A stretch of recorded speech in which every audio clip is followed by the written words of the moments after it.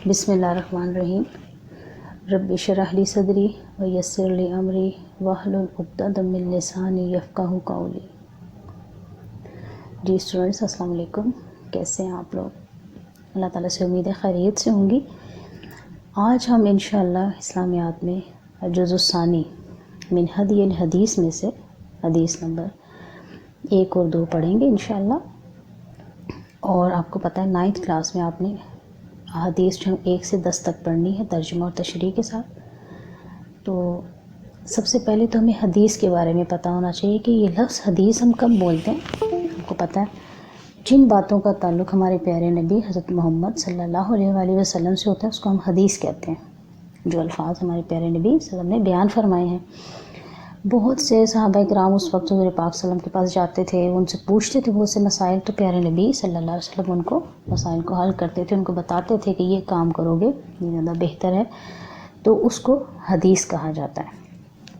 تو آج ہم حدیث نمبر 1 اور 2 انشاءاللہ اس لیکچر میں پڑھیں گے۔ تو حدیث نمبر 1 ہم پڑھتے ہیں۔ سب سے پہلے آپ کے پاس جو ہے وہ پینسل ہونی چاہیے، ساتھ ساتھ جو ہے انڈر لائن بھی کریں گے آپ لوگ الفاظ جو بھی ہیں۔ سب سے پہلی حدیث ہے افضل الاعمال لا الہ الا اللہ و افضل الدعاء الاستغفار۔ افضل کا مطلب کیا ہوتا ہے؟ بہترین، اعلیٰ، سب سے زیادہ فضیلت والا۔ اعمالی یہ عمل کی جمع ہے، مطلب کام، جو بھی ہم کام کرتے ہیں۔ لا کا مطلب ہے نہیں۔ الہ کا مطلب ہوتا ہے معبود۔ اللہ سوائے، اللہ کا مطلب ہے اللہ، یعنی سب سے زیادہ فضیلت والا عمل کیا ہے؟ لا الہ الا اللہ، یعنی جو بھی ہم کام کرتے ہیں اس میں سب سے زیادہ فضیلت والا جو عمل ہے، کام ہے، وہ ہے لا الہ الا اللہ۔ اور اس سے آگے دیکھیں وَأَفْضَلُ، اور سب سے بہترین، الدعاء، دعا، الاستغفار، بخشش مانگنا ہے، استغفار ہے۔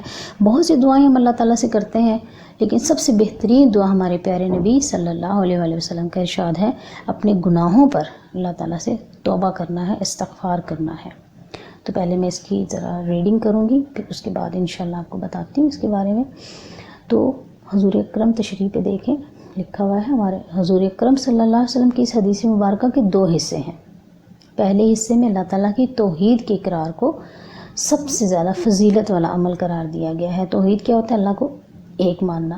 جبکہ دوسرے حصے میں استغفار، یعنی اللہ کے حضور اپنی غلطیوں اور گناہوں کی معافی طلب کرنے کو سب سے فضیلت والی دعا قرار دیا گیا ہے۔ اب ہم آگے اگلے پیراگراف پہ۔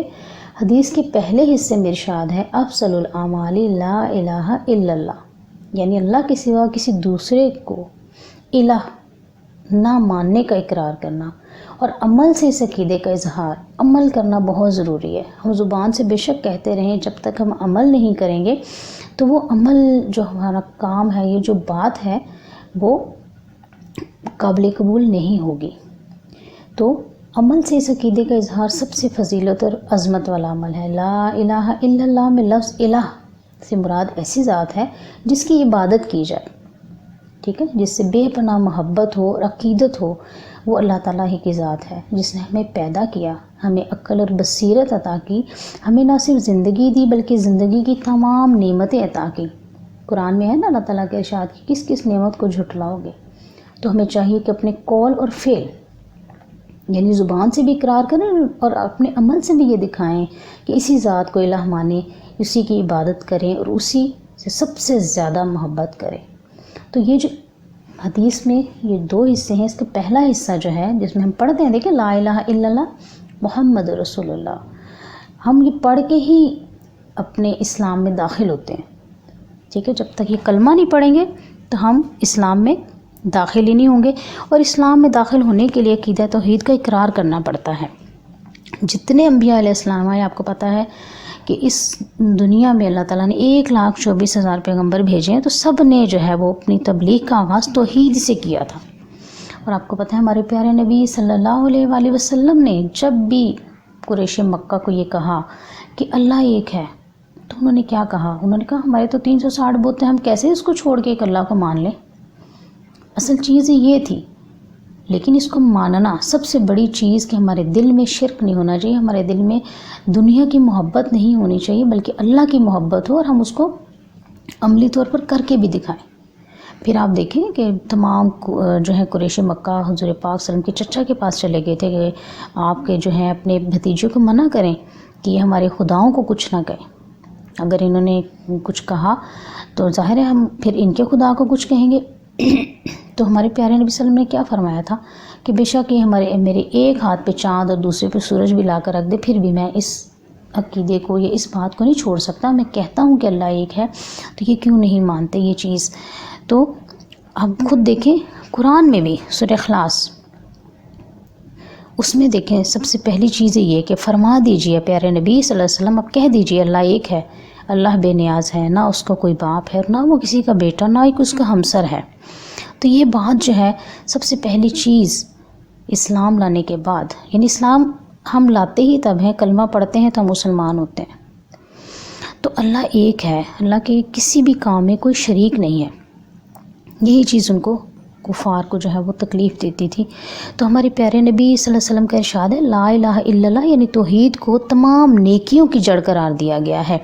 یعنی کوئی بھی ہم کام کرتے ہیں ہمارے دل میں اللہ کی محبت ہونی چاہیے، ہم نے جو بھی کام کرنا ہے ہم نے اللہ کی رضا کے لیے کرنا ہے، تو وہ ظاہر ہے اللہ تعالیٰ کی رضا کے لیے کریں گے، اللہ تعالیٰ خوش ہوں گے ہم سے۔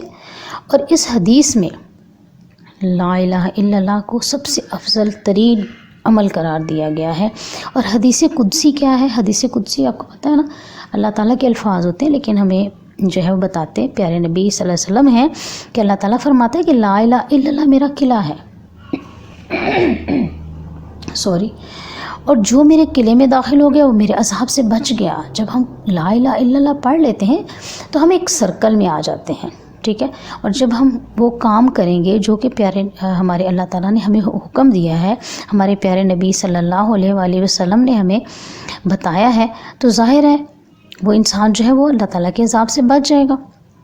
پھر ہمارے پیارے نبی صلی اللہ علیہ وسلم کا ارشاد ہے کہ لا الہ الا اللہ پڑھا کرو، اس کا ثواب تو زمین و آسمان بھر دیتا ہے۔ یہ دیکھیں کتنی بڑی، اللہ کو ایک ماننا یہ بہت ضروری ہے۔ تو ہم ویسے بھی پڑھتے ہیں تو ہمیں اس کا بہت زیادہ ثواب ملتا ہے۔ پھر ہمارے پیارے نبی صلی اللہ علیہ وسلم نے فرمایا کہ حضرت موسیٰ علیہ السلام جو کہ کلیم اللہ ہیں، انہوں نے ایک بار اللہ تعالیٰ سے عرض کی کہ اے میرے رب تو مجھے کوئی ایسا کلمہ سکھا دے، ایسا کلمہ بتا دے کہ میں اس کے ذریعے تجھے یاد کیا کروں اور اس کے ذریعے تجھ سے دعا مانگوں۔ تو اللہ تعالیٰ نے فرمایا اے موسیٰ آپ یہ کہا کریں لا الہ الا اللہ۔ تو موسیٰ علیہ السلام نے عرض کی اے پروردگار تیرا ہر بندہ یہی کہتا ہے، میں تو کوئی ایسی چیز چاہتا ہوں جو میرے لیے مخصوص ہو۔ تو اللہ تعالیٰ نے فرمایا اے موسیٰ اگر ساتوں آسمان اور ان کی ساری آبادی سوائے میرے اور ساتوں زمینیں ایک پلڑے میں رکھ دی جائیں اور ایک پلڑے میں لا الہ الا اللہ رکھا جائے تو لا الہ الا اللہ کا پلڑا ان تمام چیزوں سے بھاری رہے گا اور جھک جائے گا۔ یہ کتنی بڑی بات ہے، یہ اللہ تعالیٰ نے ہمیں نعمت دی اپنے پیارے حبیب حضرت محمد مصطفیٰ صلی اللہ علیہ وآلہ وسلم کے وسیلے سے۔ پھر آپ کو پتہ ہے نا اللہ تعالیٰ نے یہ بھی ارشاد فرمایا کہ کچھ لوگ دوزخ میں ہوں گے، ان کے دل میں رائی کے دانے کے برابر بھی مطلب لا الہ الا اللہ کا تصور بھی ہوگا، تو اس کو بھی میں دوزخ سے جنت میں داخل کر دوں گا۔ تو یہ تمام باتیں، سب سے پہلی چیز ہے توحید، ٹھیک ہے، اللہ تعالیٰ کو ایک ماننا، اس کا اللہ تعالیٰ کے پیارے نبی صلی اللہ علیہ وسلم نے اس میں ذکر کیا۔ اب آتے ہیں حدیث کے دوسرے حصے میں، کیا ارشاد ہے؟ افضل الدعاء الاستغفار، یعنی بہترین جو دعا ہے وہ اللہ تعالیٰ سے اپنے گناہوں اور نافرمانیوں کی جو ہے وہ توبہ کرنا ہے، معافی مانگنا ہے۔ انسان بعض اوقات دنیا کی ظاہری رنگینیوں میں کھو کر اپنے خالق اور مالک کی رضا کے خلاف کسی غلطی یا گناہ کا ارتکاب کر بیٹھتا ہے، لہٰذا اللہ تعالیٰ کو جو ہے وہ الہ ماننے کا تقاضا کیا ہے کہ انسان اپنی غلطی یا گناہ پر نادم اور شرمندہ ہو کر اللہ تعالیٰ سے معافی مانگ لے، کیونکہ اخروی نجات اس وقت تک ممکن نہیں ہے جب تک اللہ تعالیٰ ہماری غلطیوں اور گناہوں کو معاف نہ کر دے۔ اب اگر کوئی اللہ تعالیٰ کی نگاہ میں پسندیدہ اور محبوب بننا چاہتا ہے تو اسے چاہیے کہ چلتے پھرتے اٹھتے بیٹھتے دل و جان سے لا الہ الا اللہ اور استغفار کا اظہار کرتا رہے۔ تو حدیث کے دوسرے حصے میں ذکر ہے استغفار کا، ٹھیک ہے، حضور صلی اللہ علیہ وسلم نے استغفار کو بہترین دعا قرار دیا ہے۔ اب استغفار کے معنی کیا ہے؟ اللہ تعالیٰ سے اپنے گناہوں اور نافرمانیوں کی معافی مانگنا ہے۔ ہم سے گناہ ہو جاتے ہیں، کوئی بھی ہم میں سے یہ نہیں کہہ سکتا کہ جی میں پرفیکٹ ہوں. پرفیکٹ ذات صرف اللہ تعالیٰ کی ہے. ہم سے انجانے میں گناہ ہو جاتے ہیں، نہ مطلب کہ ہم جان بوجھ کے نہیں کرتے، کبھی انجانے میں بھی ہو جاتے ہیں، تو ہمیں اللہ تعالیٰ سے استغفار کرنا چاہیے، کیونکہ استغفار سے تمام گناہ معاف ہو جاتے ہیں. اور پھر ہمارے پیارے نبی صلی اللہ علیہ وآلہ وسلم جب بھی نماز سے فارغ ہوتے تھے تو 3 بار استغفار پڑھا کرتے تھے. اور استغفار جو گناہوں کی بخشش اور حصول جنت کا سب سے بڑا ذریعہ ہے. ہمارے پیارے نبی صلی اللہ علیہ وسلم کا ارشاد ہے، سارے کے سارے انسان خطا کار ہیں، یعنی کہ سب انسانوں سے غلطیاں ہو جاتی ہیں، لیکن بہترین خطا کار وہ ہیں جو بہت زیادہ توبہ کرنے والے ہیں. تو اللہ تعالیٰ کو استغفار کرنا بہت زیادہ پسند ہے. پھر ہمارے پیارے نبی صلی اللہ علیہ وسلم کا ارشاد ہے کہ جس شخص نے مکھی کے سر جتنا ندامت کا آنسو بہایا تو اللہ تعالیٰ دوزخ کی آگ اللہ تعالیٰ نے اس پر حرام کر دی. پھر ہمارے پیارے نبی صلی اللہ علیہ وسلم کا یہ بھی ارشاد ہے کہ گناہ سے توبہ کرنے والا شخص ایسے پاک صاف ہو جاتا ہے جیسے اس نے کبھی گناہ کیا ہی نہیں ہے. یہ کتنی بڑی بات ہے. اور ایک حدیث میں یہ بھی ہے کہ خوشخبری ہے اس شخص کے لیے جس کے نامہ اعمال میں کثرت سے استغفار پایا جائے. اور ہمارے پیارے نبی صلی اللہ علیہ وسلم کا ارشاد ہے کہ استغفار کیا کرو، بے شک میں دن میں 100 بار استغفار کرتا ہوں. اب دیکھیں ہمارے پیارے نبی صلی اللہ علیہ وآلہ وسلم استغفار کر رہے ہیں، تو پھر ہم تو ان کی امت ہیں. اور استغفار کا اتنی زیادہ فضیلت ہے. آپ یہ دیکھیں جب پیارے نبی ابھی سورۃ الانفال میں انشاءاللہ آپ پڑھیں گے کہ جب پیارے نبی صلی اللہ علیہ وسلم کے پاس جو ہے کچھ لوگ آئے مکہ کے، انہوں نے کہا کہ اگر یہ قرآن سچا ہے تو اپنے رب سے کہ یہاں پر پتھروں کی بارش کر. نظر پہ حارث جو ہے، تو ہمارے پیارے نبی صلی اللہ علیہ وسلم اللہ تعالیٰ کا ارشاد آ گیا، وہی نازل ہوگی. اللہ تعالیٰ نے فرمایا کہ میں ان پر عذاب نازل نہیں کر سکتا. تو اس کی 2 وجوہات تھیں. ایک کیا تھی کہ پیارے نبی ان میں موجود تھے، اور جس قوم میں اس کے نبی موجود ہوتے ہیں اس پر اللہ تعالیٰ عذاب نازل نہیں کرتا. پھر جب ہمارے پیارے نبی ہجرت کر کے مدینہ واپس آ گئے تو وہاں پر کچھ لوگ موجود تھے جو کہ ہجرت نہیں کر سکتے تھے، ان کے پاس اتنے وسائل نہیں تھے، تو وہ اللہ تعالیٰ سے استغفار کیا کرتے تھے. تو اللہ تعالیٰ نے فرمایا کہ جہاں پر بھی لوگ استغفار کرتے ہیں تو میں ان پر عذاب نازل نہیں کرتا. تو یہ دیکھیں کتنی بڑی بات ہے اس حدیث میں جو بیان کی گئی ہے. ٹھیک ہے، تو اب اس کو مجھے امید ہے کہ آپ کو یہ سمجھ آ گئی ہوگی. اب اس کے بارے میں ہم لکھیں گے. سب سے پہلے آپ پیج ریڈی کر لیں.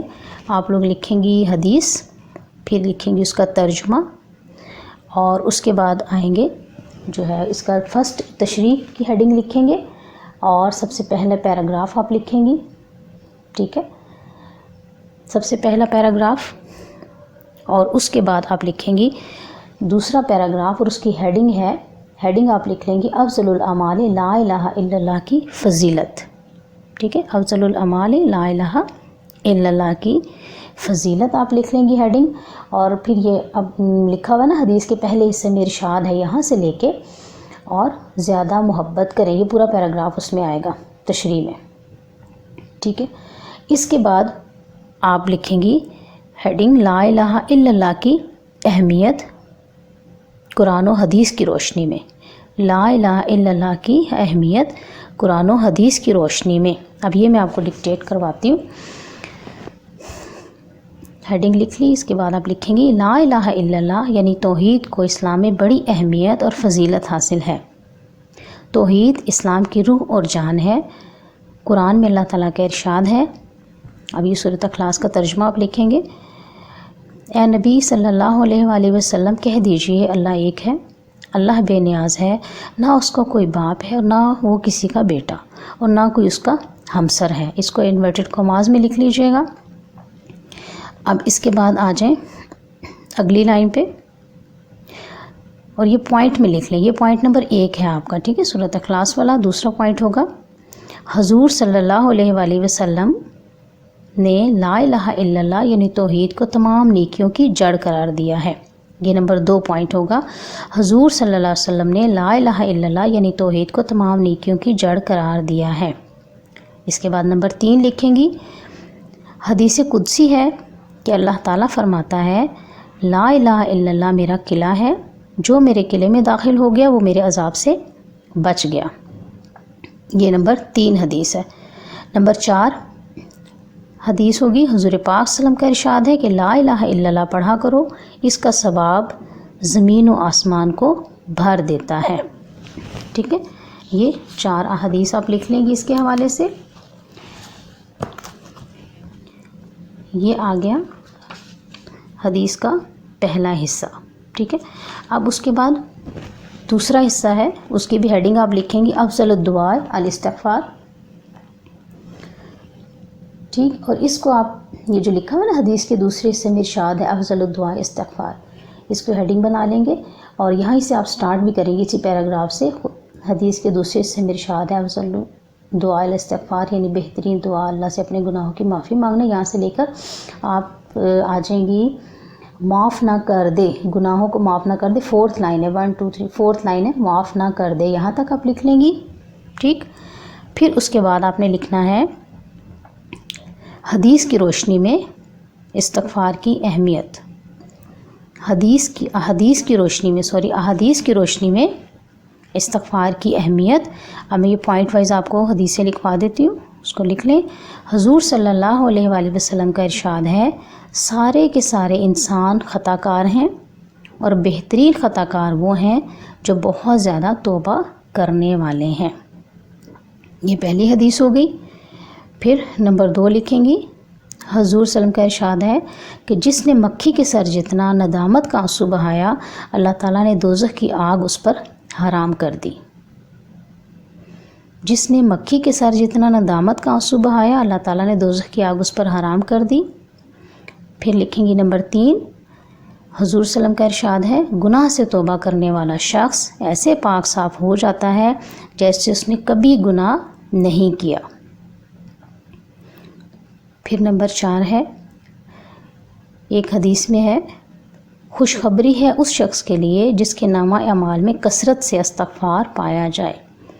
خوشخبری ہے اس شخص کے لیے جس کے نامہ اعمال میں کثرت سے استغفار پایا جائے. پھر نمبر 5 ہے آپ صلی اللہ علیہ وسلم کا ارشاد ہے کہ استغفار کیا کرو، بے شک میں دن میں 100 بار استغفار کرتا ہوں. یہ 5 جو ہیں احادیث، یہ حدیث کی روشنی میں آپ لکھ لیں گی. اب اس کے بعد آخری لائن میں آپ لکھیں گے، اس کو ختم کریں گے ہم، کہ لا الہ الا اللہ افضل الاعمال اور الاستغفار بہترین دعا ہے. اگر کوئی مسلمان اللہ کے ہاں محبوب اور پسندیدہ بندہ بننا چاہتا ہے تو اسے چاہیے کہ ہر وقت لا الہ الا اللہ اور استغفار کا ذکر کرتا رہے. تو یہاں پر یہ ہماری پہلی حدیث جو ہے اس کی تشریح ختم ہو گئی. مجھے امید ہے آپ کو سمجھ آ گیا ہوگا. اس کو جو ہے وہ لکھ لیجئے گا. ٹھیک ہے جی اسٹوڈنٹس، اب آتے ہیں دوسری حدیث کی طرف. دوسری حدیث ہے طلب العلم فریضۃ علی کل مسلم. سب سے پہلے اس کے معنی دیکھ لیتے ہیں الفاظ کے. طلب کا مطلب کیا ہوتا ہے؟ حاصل کرنا. علم کا مطلب کیا ہوتا ہے؟ جاننا کسی چیز کو. فریضۃ کا مطلب کیا ہے؟ فرض ہے. علی پر، کلی ہر ایک، مسلم مسلمان یعنی ہر مسلمان. اس کا مطلب کیا ہے؟ طلب العلم فریضۃ علی کل مسلم یعنی کہ علم حاصل کرنا ہر مسلمان مرد اور عورت پر فرض ہے. اب اس کی تشریح کی طرف آتے ہیں. پہلے میں ریڈنگ کروں گی. انسانی فطرت کا بنیادی تقاضا ہے کہ اسے اپنی ذات اور کائنات کے بارے میں ہر اچھی اور بری بات کا علم ہو. اس کے بغیر نہ تو انسان دنیا میں ترقی کر سکتا ہے اور نہ ہی اپنے خالق و مالک کا قرب حاصل کر سکتا ہے. ظاہری سی بات ہے، جب انسان کو پتہ ہی نہیں ہوگا اچھی چیز کیا ہے، بری کیا چیز ہے. انسان کی اسی بنیادی ضرورت کے پیش نظر حضور اکرم صلی اللہ علیہ وآلہ وسلم نے اس حدیث میں علم کا حاصل کرنا ہر مسلمان مرد اور عورت پر لازمی قرار دیا ہے. ہمارے ملک میں لڑکوں کے مقابلے میں لڑکیوں کی تعلیم کا تناسب نصف ہے اور لڑکیوں کے مدارس جو ہے وہ مدارس کی تعداد بھی آدھی ہے، یعنی ہاف ہے. حضور اکرم صلی اللہ علیہ وسلم کے ارشاد گرامی پر عمل کرنے کے لیے ضروری ہے کہ ہم لڑکیوں کی تعلیم و تربیت پر بھی پوری توجہ دیں تاکہ کوئی بھی لڑکی ان پڑھ اور جاہل نہ رہے. یعنی علم کی اتنی زیادہ اہمیت ہے. انسان اس وقت تک اپنے مقام اور اللہ تعالیٰ کی طرف سے عائد کردہ فرائض کو جان نہیں سکتا جب تک وہ علم کی جستجو کی راہ پر گامزن نہ ہو. اور دوسری بات جو ہے وہ کیا ہے؟ دوسری بات یہ ہے کہ قیامت کے دن، ظاہر ہے ہمیں پتہ ہے کہ اس زندگی کے بعد جو ہے وہ ایک اور زندگی شروع ہوگی. تو قیامت کے دن اللہ تعالیٰ کی عدالت میں اپنے فرائض اور ذمہ داریوں کے متعلق جواب دہی کرنی ہے، اس لیے ہر نیکی اور گناہ کا، اچھائی اور برائی کا علم حاصل کرنا بھی ضروری ہے، تبھی ہم دنیا میں کامیاب ہو سکتے ہیں اور آخرت میں اللہ تعالیٰ کی عدالت میں بھی سرخرو ہو سکتے ہیں۔ تو یہ جو حدیث ہے ابھی ہم نے پڑھی، اس میں لفظ جو ہے جس کی اہمیت بیان کی گئی ہے وہ ہے علم، ٹھیک ہے، حصول علم کی جو ہے اہمیت وہ کیا ہے۔ سب سے پہلے تو ہمیں پتہ ہونا چاہیے کہ علم جو لفظ ہے اس کا مطلب کیا ہے۔ تو علم جو ہے وہ عربی زبان کا لفظ ہے جس کے معنی کیا ہے، جاننا اور آگاہ ہونا، اور علم جو ہے اللہ تعالیٰ کے ان ان گنت احسانات میں سے ایک عظیم احسان اور بے شمار نعمتوں میں سے ایک نعمت ہے جس کا کوئی نعم البدل نہیں ہے۔ علم کی اہمیت اور فضیلت اس سے بڑھ کر اور کیا ہو سکتی ہے کہ خالق حقیقی اللہ تعالیٰ نے رسول اکرم صلی اللہ علیہ وسلم پر نازل ہونے والی پہلی وحی میں انسان پر اپنے اسی خصوصی احسان کا ذکر فرمایا۔ آپ کو پتہ ہے سورہ الگ کی جو پہلی آیات نازل ہوئی تھی اس کی پہلی آیت یہ تھی، اقرا بسم ربک الذی خلق۔ اقرا کا مطلب کیا ہوتا ہے، پڑھنا، یعنی اے اپنے رب کے نام سے پڑھیے جس نے پیدا کیا۔ تو پہلی وحی جو نازل ہوئی وہ جو ہے اس میں اللہ تعالیٰ نے بتایا کہ علم جو ہے وہ کتنا ضروری ہے۔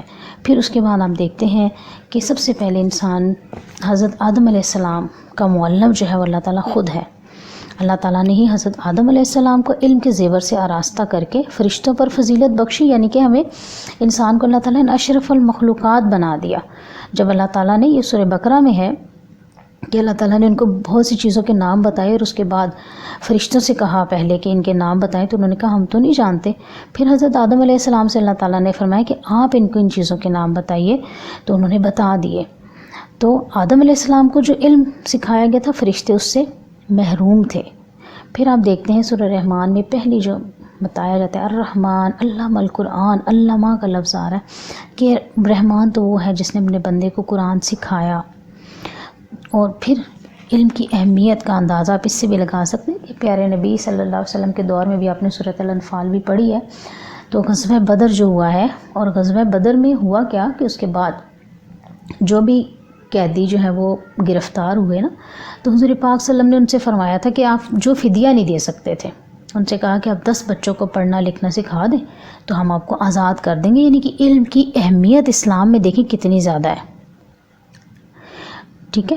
پھر قرآن میں علم کی اہمیت کے بارے میں جو پیارے نبی صلی اللہ علیہ وسلم کا ارشاد، مطلب کہ پیارے نبی کے بارے میں ہے کہ اے نبی کہو کہ میرے رب میرے علم میں اضافہ فرما، جو ہم پڑھتے بھی ہیں رب زدنی علما، سورۃ طٰہٰ کی جو آیت ہے، تو میرے علم میں اضافہ فرما، یہ ہمیں بھی پڑھنی چاہیے، یہ آیت ضرور دعا مانگنی چاہیے اللہ تعالیٰ سے، ایک دعا بھی ہے یہ۔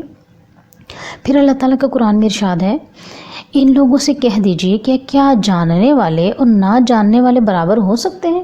کیا ایسا ہو سکتا ہے کہ جاننے والے اور نہ جاننے والے برابر ہوں؟ ایسا نہیں ہو سکتا، کیونکہ دھوپ، اللہ تعالیٰ نے یہ بھی فرمایا قرآن میں کہ دن اور رات برابر نہیں ہو سکتے، اندھا اور بینا برابر نہیں ہو سکتا۔ تو پھر یہ ان سے کہہ دیجئے کہ جاننے والے اور نہ جاننے والے کیسے برابر ہو سکتے ہیں؟ پھر اللہ تعالیٰ کا ارشاد ہے اللہ تعالیٰ سے وہی لوگ ڈرتے ہیں جو علم والے ہیں۔ اب دیکھیں علم جب ہمیں پتہ چل جائے گا کہ یہ چیز صحیح ہے یہ چیز غلط ہے، تو پھر ہم غلط کام نہیں کریں گے۔ اس میں آ جاتا ہے خشیت الہی، خشیت الہی، اللہ سے ڈر۔ اللہ کا ڈر اسٹوڈنٹس یہ نہیں ہوتا کہ جی اللہ تعالیٰ کا عذاب ہی آئے گا، نہیں، اللہ تعالیٰ کی محبت ہمارے دل میں اتنی زیادہ ہو کہ ہم وہ کام ہی نہ کریں۔ ہمارے دل میں یہ محبت اللہ تعالیٰ کی اتنی ہونی چاہیے کہ ہمارے دل میں یہ ہو کہ اگر ہم یہ کام کریں گے تو ہمارا اللہ تعالیٰ ہم سے ناراض ہو جائے گا، ہمارے پیارے نبی صلی اللہ علیہ وآلہ وسلم ہم سے ناراض ہو جائیں گے۔ یہ ہوتا ہے خشیت الہی۔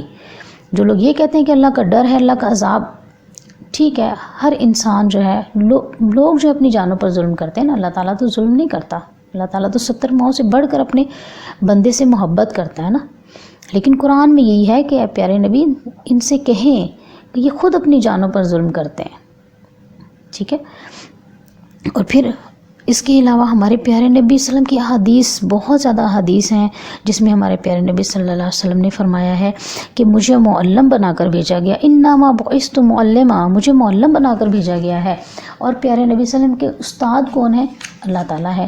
قرآن نازل ہوا، حضور پاک صلی اللہ علیہ وسلم نے کسی اسکول میں جا کے، کسی کالج میں جا کے تو نہیں پڑھا نا، انہوں نے وہ تو جب ان کے پاس پہلی وحی آئی ہے تو آپ نے پڑھا ہوگا یہ کتابوں میں کہ حضور پاک صلی اللہ علیہ وسلم نے فرمایا تھا کہ میں تو پڑھا ہوا نہیں ہوں، لیکن ان کے پاس جو کتاب آئی اللہ تعالیٰ نے اس کے ذریعے سے پوری دنیا میں جو ہے حضور پاک صلی اللہ علیہ وسلم کو فرمایا کہ آپ معلم بنا کر بھیجے گئے ہیں۔ پھر آپ صلی اللہ علیہ وسلم نے علم کو بڑی فضیلت دی اور حصول علم کی بڑی تاکید فرمائی۔ آپ صلی اللہ علیہ وسلم کا ارشاد ہے کہ ماں کی گود سے لے کر قبر تک علم حاصل کرو۔ اب یہ نہیں ہے کہ علم اچھائی برائی انسان سیکھتا رہتا ہے، ٹھیک ہے، جہاں بھی ہمیں کوئی نئی بات پتہ چلتی ہے، کیونکہ اسلام جو ایک بہت وسیع دین ہے، آپ کی کوئی ایک بات پتہ چلتی ہے پھر دوسری بات پتہ چلتی ہے، تو اس لیے پیارے نبی صلی اللہ علیہ وسلم کا ارشاد ہے کہ ماں کی گود سے لے کر قبر تک علم حاصل کرو۔ اور یہ بھی ارشاد ہے پیارے نبی صلی اللہ علیہ وسلم کا کہ تم علم حاصل کرو چاہے تمہیں چین ہی کیوں نہ جانا پڑے۔ یعنی چین جو ہے اس ٹائم بہت دور کا راستہ تھا، مطلب کہ اب تو ظاہر ہے آپ دیکھتے ہیں بائی ایئر لوگ چلے جاتے ہیں، پہلے تو بہت زیادہ دور جاتے تھے لوگ اور مہینوں لگ جاتے تھے، لیکن پیارے نبی صلی اللہ علیہ وسلم نے ہمیں 1400 سال پہلے یہ بتایا کہ علم حاصل کرنا بہت ضروری ہے۔ حضور پاک صلی اللہ علیہ وسلم نے علم کی تلاش میں آنے والے موت کو شہادت قرار دیا ہے۔ ہمارے پیارے نبی کا ارشاد ہے طالب علم کو علم کی تلاش میں موت آ جائے تو وہ شہید ہے۔ یہ دیکھیں کتنا بڑا مرتبہ مل جاتا ہے۔ پھر پیارے نبی صلی اللہ علیہ وسلم نے فرمایا ہے کہ جو طالب علم ہے، علم کی جو سیاہی ہے وہ شہید کے خون سے بھی جو ہے اس کی افضل ہے، کہ وہ جو لکھ رہے ہوتے ہیں۔ ہمارے پیارے نبی صلی اللہ علیہ وسلم کا ایک اور ارشاد یہ ہے کہ علماء جو ہے وہ انبیاء علیہ السلام کے وارث ہوتے ہیں۔ وارث کا مطلب کیا ہے کہ جو علم سکھانے والے ہیں وہ انبیاء کے وارث ہیں، اور انبیاء درہم دینار نہیں بلکہ علم چھوڑ کر جاتے ہیں۔ تو علم تبھی آگے نسل در نسل چلتا ہے نا، اگر ہم علم نہیں دیں گے دوسروں کو تو دوسروں تک پہنچے گا کیسے؟ پھر حضرت علی کا قول کیا ہے، جس نے مجھے ایک لفظ بھی سکھایا اس نے مجھے اپنا غلام بنا لیا۔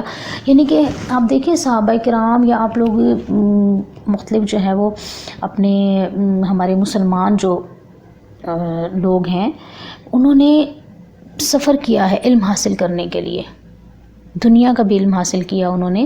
اور مسلمان جو ہے علامہ اقبال رحمۃ اللہ علیہ کی شاعری میں آپ پڑھیں کہ مسلمان عروج پر گئے ہیں تو علم کی وجہ سے گئے ہیں۔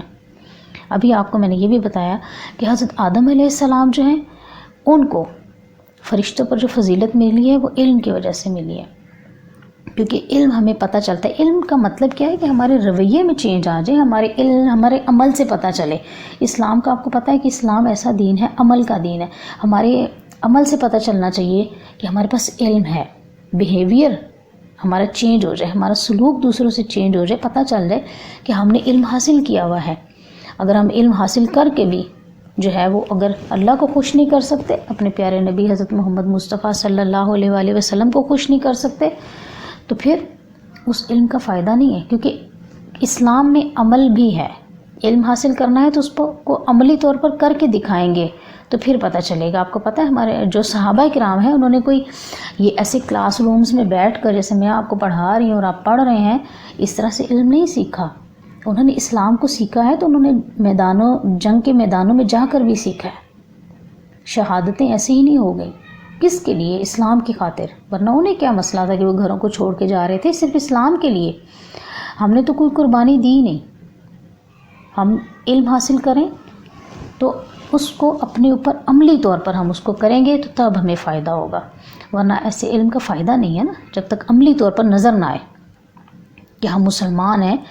الحمدللہ ہم مسلمان ہیں، ہم پیارے نبی صلی اللہ علیہ وسلم کی امتی ہیں، تو پتہ چلنا چاہیے کہ ہمارے پاس یہ علم ہے، دین کا بھی اور دنیا کا بھی، ٹھیک ہے۔ تو یہ علم کی طلب جو ہے ہر مسلمان مرد اور عورت پر فرض ہے، یہ ہمارے پیارے نبی صلی اللہ علیہ وسلم کا ارشاد ہے۔ اب ہم اس کو لکھنا شروع کریں گے، تو سب سے پہلے آپ پیج ریڈی کریں گے، حدیث لکھ، اس کے بعد اس کا ترجمہ اور اس کے بعد اس کی تشریح کی ہیڈنگ آئے گی، اور آپ نے اس کی 3 لائنیں یہاں سے شروع کرنا ہے۔ انسانی فطرت کا بنیادی تقاضا ہے، یہاں سے لے کر تیسری لائن پہ آئیں گے، لازمی قرار دیا ہے، ٹھیک ہے، یہاں تک لکھیں گے۔ پھر اس کے بعد آپ لوگ آ جائیں گے، آپ نے لکھنا ہے نمبر 2، قرآن کی روشنی میں علم کی، ٹھیک ہے، قرآن کی روشنی میں علم کی۔ اور سب سے پہلے میں آپ کو لکھواؤں گی، وائز لکھ لیجئے گا۔ نمبر 1 ہے قرآن میں اللہ تعالیٰ کا ارشاد، ان لوگوں سے کہہ دیجئے جاننے والے اور نہ جاننے والے ہو سکتے ہیں. ٹھیک ہے. نمبر 2 ہے اللہ تعالیٰ کا ارشاد ہے اللہ تعالیٰ سے تو وہی لوگ ڈرتے ہیں جو علم والے ہیں. اللہ تعالیٰ سے وہی لوگ ڈرتے ہیں جو علم والے ہیں. پھر نمبر 3 آپ لکھیں گے اے نبی صلی اللہ علیہ وآلہ وسلم کہہ دیجئے اے میرے علم میں فرما. اے نبی صلی اللہ علیہ وسلم کہہ دیجئے میرے رب میرے علم میں اضافہ. اس کے بعد ہیڈنگ آئے گی احادیث کی روشنی میں علم کی. اس میں آپ لکھیں گے حدیث میں علم کو بڑی اہمیت اور فضیلت دی گئی. حضور صلی اللہ علیہ وآلہ وسلم جو علم انسانیت ہیں. ٹھیک ہے. تو ہمارے پیارے نبی وسلم کا ارشاد ہے مجھے معلم بنا کر بھیجا گیا. مجھے معلم بنا کر بھیجا گیا ہے. پھر نمبر 2 آپ لکھیں گی آپ صلی اللہ علیہ وسلم نے علم کو بڑی فضیلت دی ہے اور حصول علم کی بڑی تاکید فرمائی ہے. پیارے نبی صلی اللہ علیہ وآلہ وسلم کا ارشاد ہے ماں کی گود سے لے کر قبر تک علم حاصل کرو. ماں کی گود سے لے کر قبر تک علم حاصل کرو. پھر نمبر 3 ہے حضور صلی اللہ علیہ وآلہ وسلم نے علم کی تلاش میں آنے والی موت کو شہادت قرار دیا ہے. حضور صلی اللہ علیہ وسلم کا ارشاد ہے طالب علم کو علم کی تلاش میں موت آ جائے تو وہ شہید ہے. پھر اس کے بعد نیکسٹ لائن سے لکھیں گے حضور صلی اللہ علیہ وآلہ وسلم نے علماء کو انبیاء کا وارث قرار دیا ہے. حضور صلی اللہ علیہ وآلہ وسلم نے علماء کو انبیاء کا وارث قرار دیا ہے. پھر نیکسٹ لائن ہے حضور صلی اللہ علیہ وسلم کا ارشاد ہے علماء کے وارث انبیاء درہم و دینار نہیں بلکہ علم چھوڑ کر جاتے ہیں. علماء انبیاء کے وارث ہیں اور انبیاء درہم و دینار نہیں بلکہ علم چھوڑ کر جاتے ہیں. اور حضرت علی رضی اللہ تعالیٰ عنہ کا قول ہے جس نے مجھے ایک لفظ بھی سکھایا اس نے مجھے غلام بنا لیا. ٹھیک ہے. تو یہ قرآن و حدیث کی روشنی میں ہو گیا. اس کے بعد آپ اس کا جو اینڈ کریں گے آخری جو لائن ہوگی وہ آپ بک میں دیکھ لیں. اینڈ پر لکھا ہوا نا انسان اس وقت تک اپنے مقام اور اللہ کی طرف سے عائد کردہ فرائض کو جان نہیں سکتا. تو آپ یہاں اگلے صفحے پہ آ جائیں گے سرخرو ہو سکتے ہیں. ٹھیک ہے. یہاں تک آپ نے کمپلیٹ ہے. ٹھیک ہے.